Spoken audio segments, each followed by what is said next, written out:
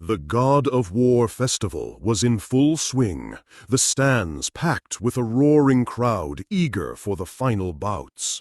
In the quiet opulence of the VIP seats, Princess Iris Midgar smiled politely at her guest. She lamented that it was truly unfortunate he hadn't seen his sister Claire's spectacular victory the day before.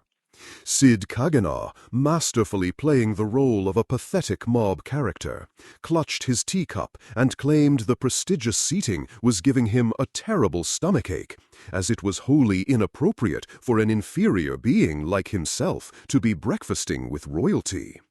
Iris chuckled, telling him to relax and enjoy the view, which would be even better today, as the kings of both countries would be present.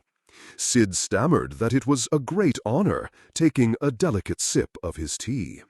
Internally, however, he was ecstatic. He had absolutely, positively nailed his performance as Jimina Senen. Yesterday's Jimina versus Anna Rose was just lit. All that time he'd spent obsessing over stylish, flashy swordsmanship just to look cool as an Eminence in shadow had paid off beautifully. He had savored the audience's shift from assuming he was dead meat to wondering who on earth he could be, a core experience on his shadow broker bucket list. Now, all that remained was to decide on the perfect, dramatic finale. Winning the whole tournament and then vanishing without a trace was a strong contender. He giggled to himself, brainstorming other classic tropes. Revealing he was a villain all along, or maybe breaking all the rules and starting a mass brawl. Iris watched him, mistaking his unhinged glee for pure enjoyment of the coffee. She made a mental note to order more from Mitsugoshi. Their awkward breakfast was interrupted when a maid tried to turn away a hooded figure at the door, informing her that these were VIP seats. Iris quickly stood, rattling her chair, and explained that it was fine. She had invited the guest. The figure lowered her hood, revealing a face known throughout the world. The war god, Lady Beatrix. The surrounding VIPs and staff gasped in shock. The flustered maid bowed deeply, apologizing for her insolence, but Beatrix waved it off, stating she was only there to search for someone. Revealing her pointed elf ears, she asked the assembled nobles if her face was familiar, as she was looking for a niece who resembled her. The maid stammered that she would surely remember an elf as beautiful as Beatrix. Iris apologized to the war god, admitting she had hoped the influential guests might have some information. She then invited Beatrix to stay and watch the matches, noting that the festival was getting quite interesting this year. Iris mentioned the Nameless Warrior Jimina was causing a stir and asked if any swordsman had attracted Beatrix's attention. The war god's eyes flickered with recognition. Her gaze landed squarely on the unassuming boy sipping his tea. Him, Cid will definitely become strong. Iris and the maid stared, utterly bewildered by the proclamation. Cid froze, a cold sweat breaking out, as the one thing his mob persona couldn't handle, unwanted attention from a powerful figure, was directed straight at him. Just then, Doem Ketsuhat arrived, with the King of Oriana, laughing dismissively at the war god's words. He declared that no matter how you looked at the boy, his talent was average at best. As Iris made the introductions, Beatrix suddenly covered her nose, her face twisting in disgust. "It stinks!" Doem, ever the smooth operator, laughed it off, blaming the smell on an over-perfumed retainer. Beatrix accepted the flimsy excuse, and Doem quickly led the vacant-eyed king away. Internally, Doem cursed his luck.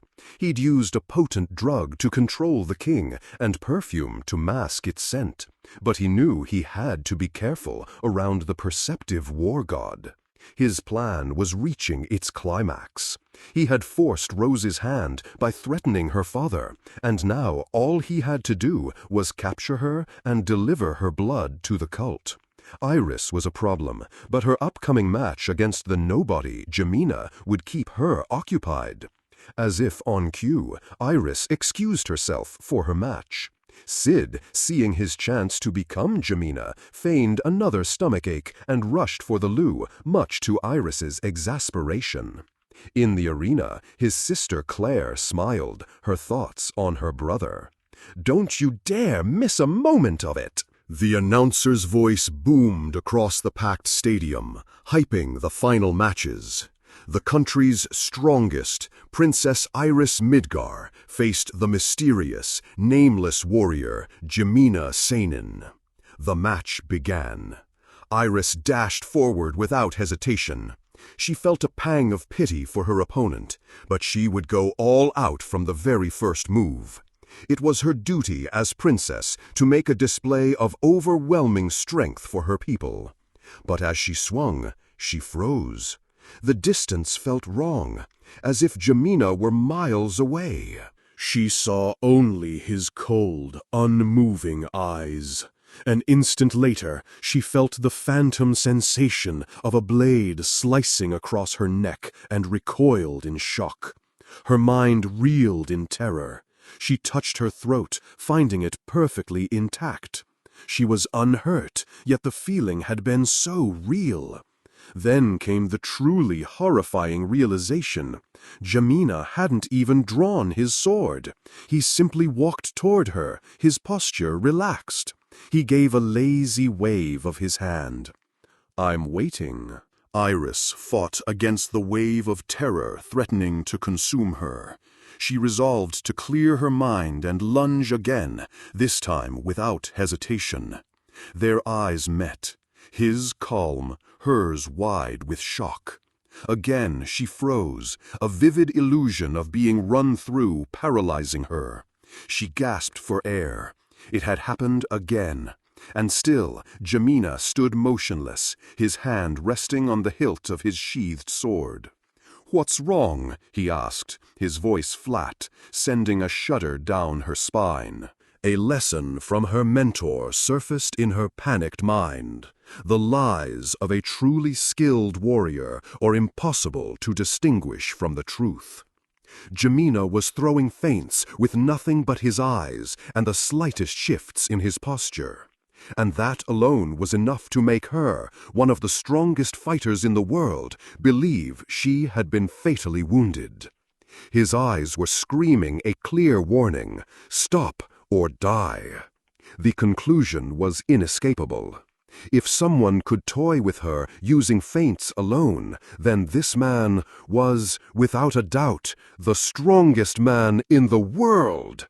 She shook her head, trying to banish the thought. It was just speculation. She forced her fear down and stepped forward. This time, she wouldn't stop. She would show everyone that her country was safe as long as she was around. Her sword tip flew toward his face. A sharp clang echoed. Iris cried out as her world shattered. She was sent flying backward, her sword knocked from her grasp and impaled in the arena floor. Jimina stood over her, his own blade now drawn and gleaming. "Iris Midgar, is that actually all you have?" Her hand trembled, unable to even hold her sword. Her grip failed, her fingers slipped, her sword clattered to the ground, signaling her utter defeat. The entire stadium was silent, stunned. Beatrix watched with a neutral expression. Doem and the king stared, mouths agape in disbelief. The crowd finally erupted. Iris, defeated in a single strike? Who was this man? In the VIP box, Beatrix's calm finally broke. "I'd like to fight him." Doom's mind snapped. Impossible. This can't be happening. He scrambled for an explanation. It had to be a fluke. Iris was acting strangely, afraid of something. But his plans were ruined. The fight ended too quickly, and Rose still hadn't shown up. Just as panic set in, a new figure entered the arena. It was Oriana, rapier in hand, her expression grim. I am back, father. She stood before the royal dais, the crowd murmuring her name. Doem immediately switched to a sickeningly sweet persona, welcoming his beloved fiancée with open arms. But Rose ignored him, bowing her head to the king. I came to apologize to you, father. She asked for forgiveness for her past actions and for what she was about to do, declaring her intent to walk her own path. Doem was confused. He smirked, confident his puppet king wouldn't say a word without his command. He ordered the king to stand. The king wobbled forward. His eyes, for a moment, showed a flicker of his true self. With immense effort, he spoke, his voice thick with sorrow. You have my forgiveness. I forgive all your sins. Doem stared in shock. Rose looked at her father, a sad gratitude in her eyes. Then, in a flash, she lunged. Her rapier pierced through her father's heart and straight into the chest of the stunned Doem behind him. A single tear traced a path down her cheek. This is my final duty as a princess. Doem clutched his wound, sputtering in disbelief. His shock turned to pure rage as he screamed at her for ruining his plans. Rose stood impassively, her sword dripping with blood. She then raised the blade, preparing to take her own life. "Capture her alive!" Doem shrieked at the guards. "Don't waste a drop of her blood." The soldiers surrounded her as she pressed the blade to her throat. A voice cut through the chaos. "So this is what you chose?" An invisible force erupted, shattering the soldiers' swords and flinging them away from Rose. She looked up, shocked. She recognized that technique. A figure stepped forward. Jimina walked past her, his hand covering his mouth as if stifling a laugh. He swung his black sword.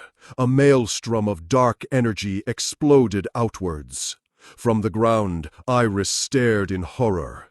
A pitch-black sword? This can't be! The truth finally crashed down upon her. Jimina's face was half hidden, a single eye glowing with terrifying power, a sinister smile on his lips. "Jimina, you were—" The transformation began, dark energy swirling around him. A new, deeper voice echoed across the silent arena. "I hope you enjoyed the sideshow." The mob character Jimina was gone. In his place stood a figure in a tattered black coat, the master of Shadow Garden. The time of lies has passed.